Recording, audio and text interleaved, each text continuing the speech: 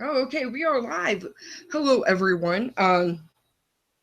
So this is going to be the first one out of I don't know how many I'm going to do, uh, of reading fan fiction. Okay, uh, it's going to be interesting. Okay, as this channel is a science fiction fanatic, so pretty much only science fiction related type of or fantasy too. Um, type of reading we're going to do. Okay, and I'm going to be picking like at best two of readings, fan fiction readings, and because the website I've gone to, it has like some of them are like 2,000 plus, 5,000 plus written and everything, and so I'm going to pick only a few out of each little categories like Harry Potter, Lord of the Rings, uh, Twilight, uh,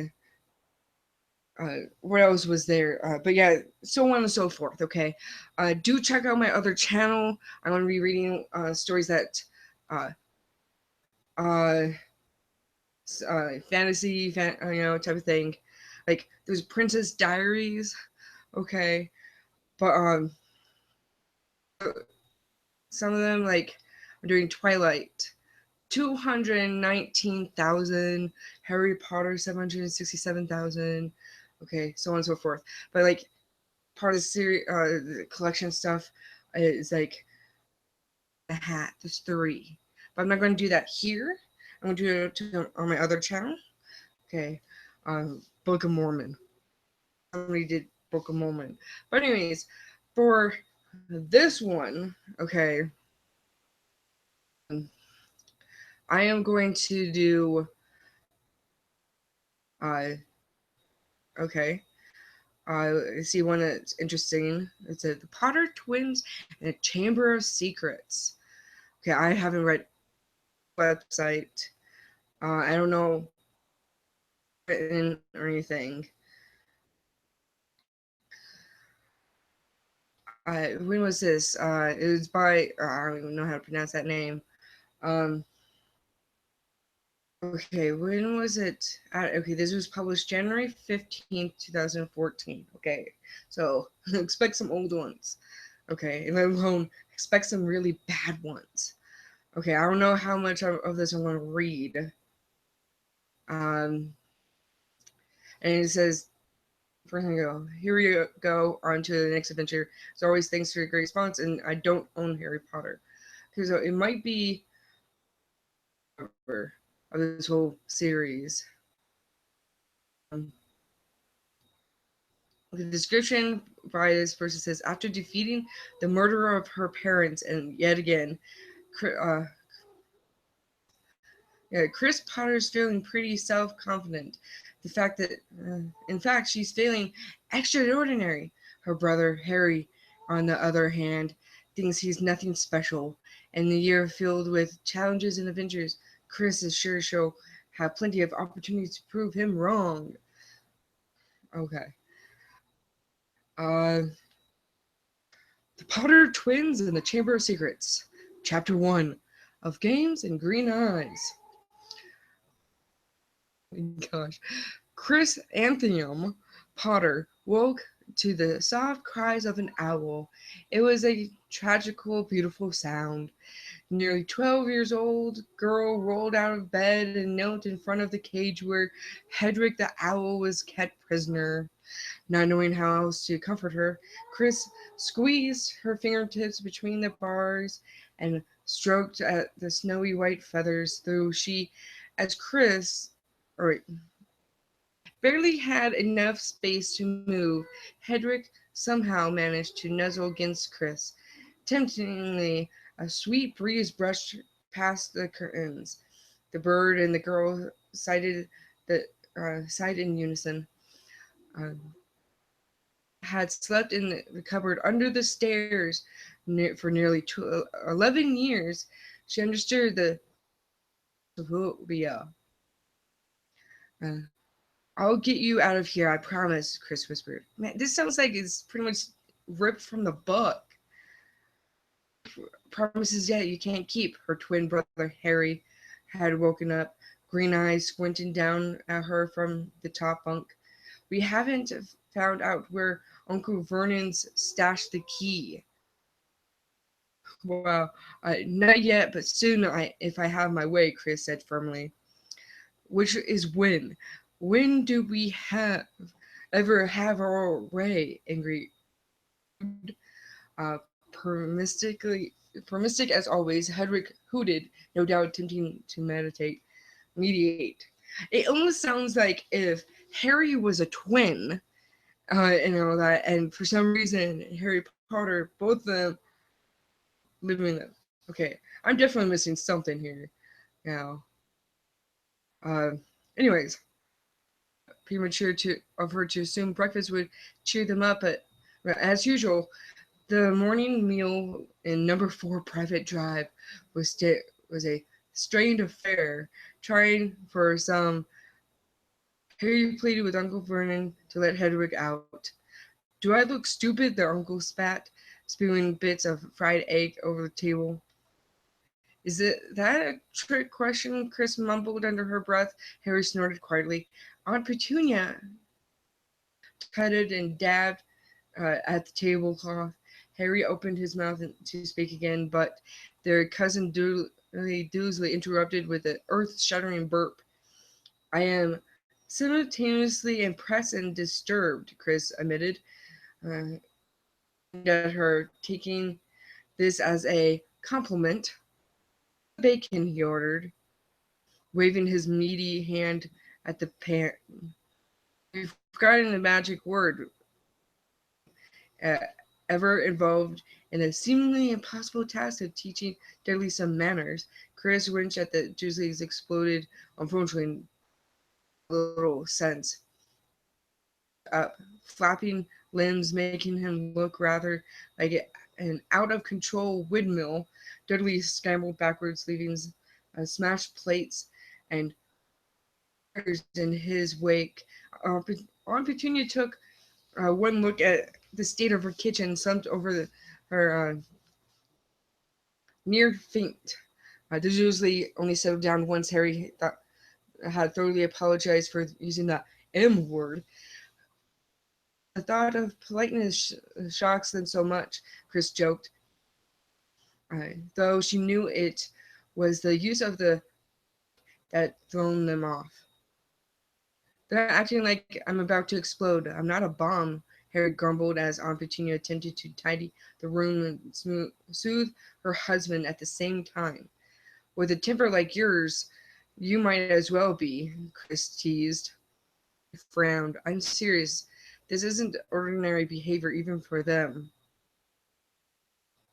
Chris shrugged. I reckon the Dursleys have always thought of us as about as much good as spoiled milk. Harry laughed bitterly. Besides, we're better than ordinary. We're extraordinary.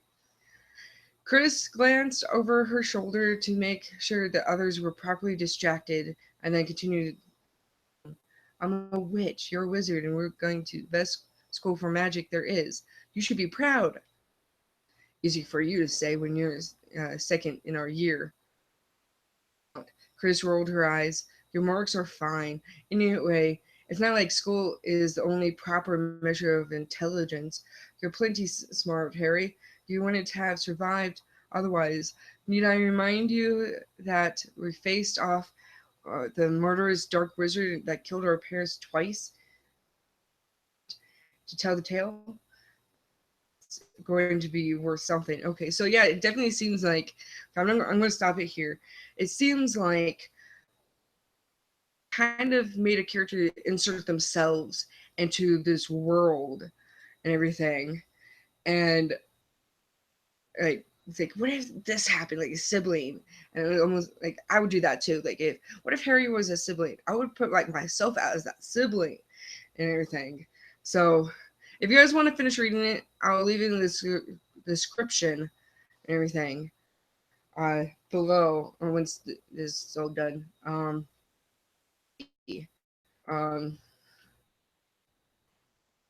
Somebody's name is Francis. It's Francis Hufflepuff. Huh. It's kind of, I find that kind of funny. I have to find, if I want to read the first one, I have to first. Okay, let's go to the very end. Holy cow. Over 23,000 pages for Harry Potter. And it goes all the way back to 1999.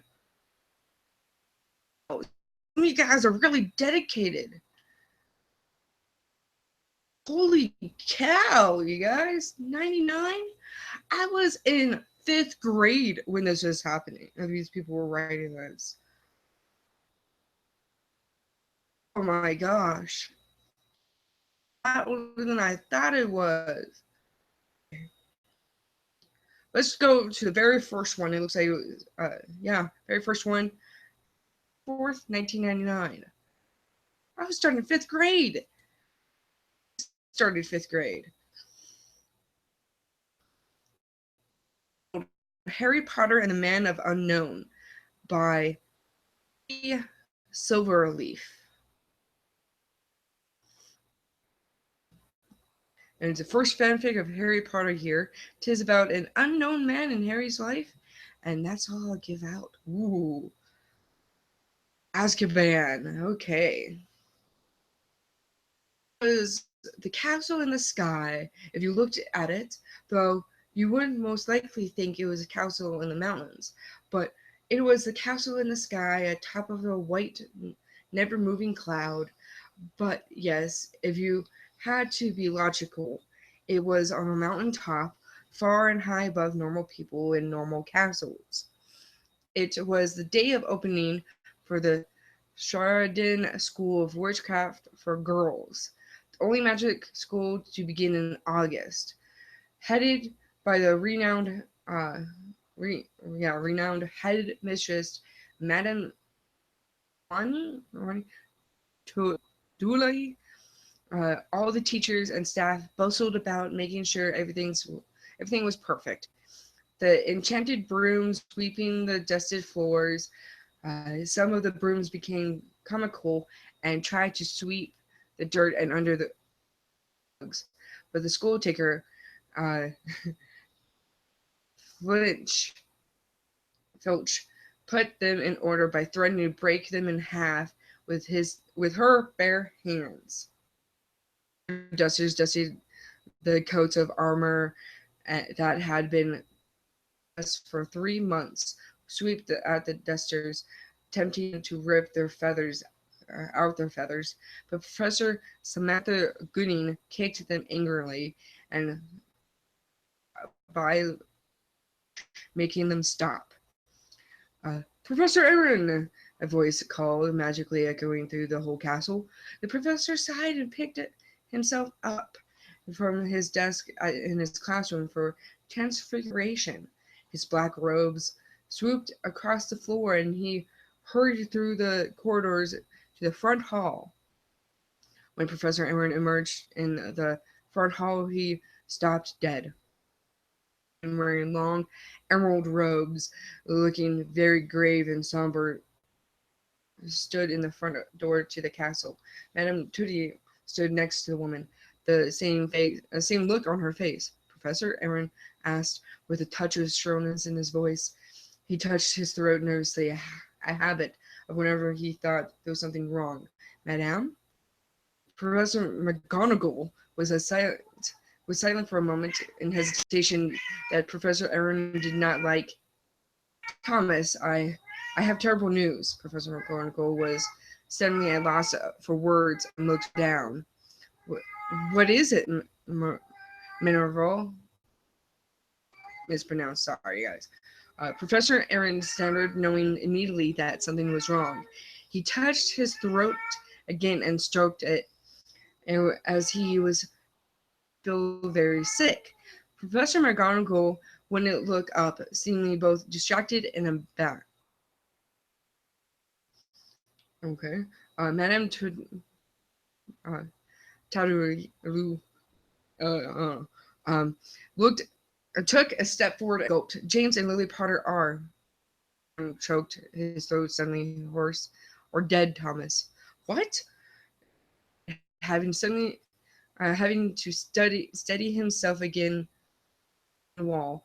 His knees shook violently. It a joke? He demanded McGonagall and terribly, sharply, his voice very high. McGonagall looked at him and shook her head. No, Thomas, she said softly. Who? How? Erin stammered, forcing back tears. McGonagall hesitated again. Voldemort, Thomas. It was Voldemort. Voldemort. Love me. The was a was a pause pregnant pause before Professor Aaron spoke. What happened to Harry? Professor Aaron wasn't very sure he wanted to know, but he knew that he must know no matter what. Voldemort? He shrieked in his head and with a malice and grief. All of them? Even poor Harry? He thought. McGonagall told him otherwise. That's just it, Thomas. Harry survived. Okay.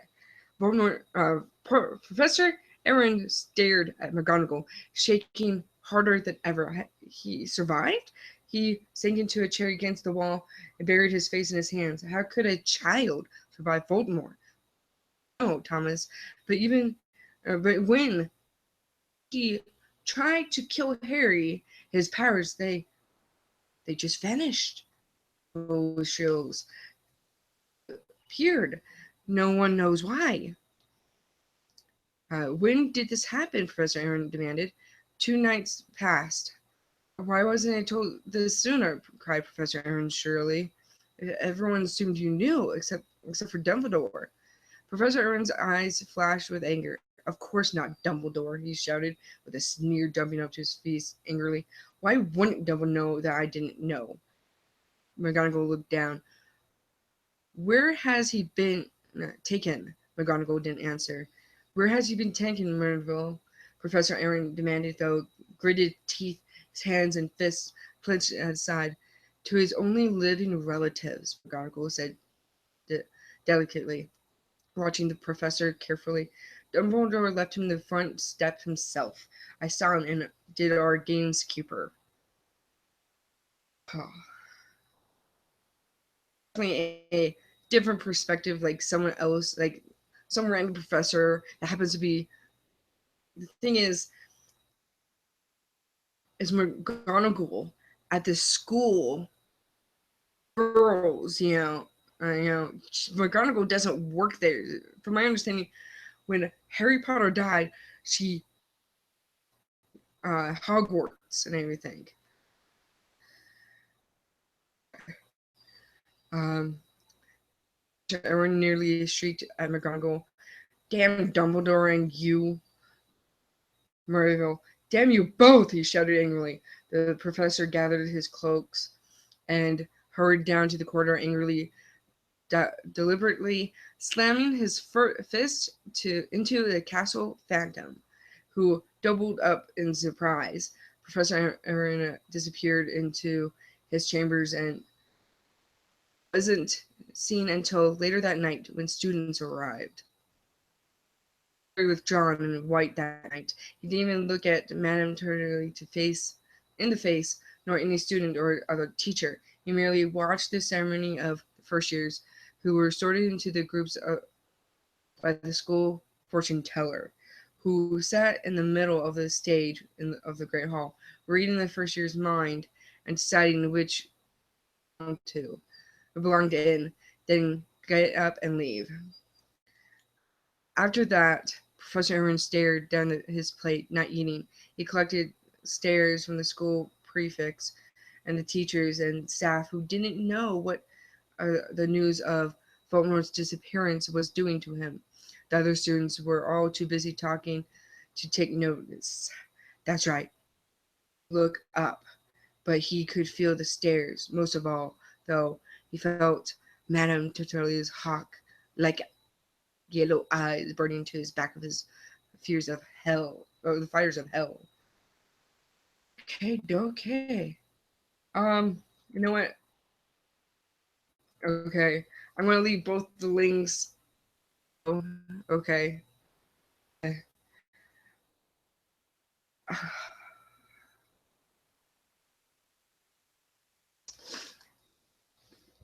For some reason, these were difficult to read. But you can tell with the very first one that it was made right after the Harry Potter books.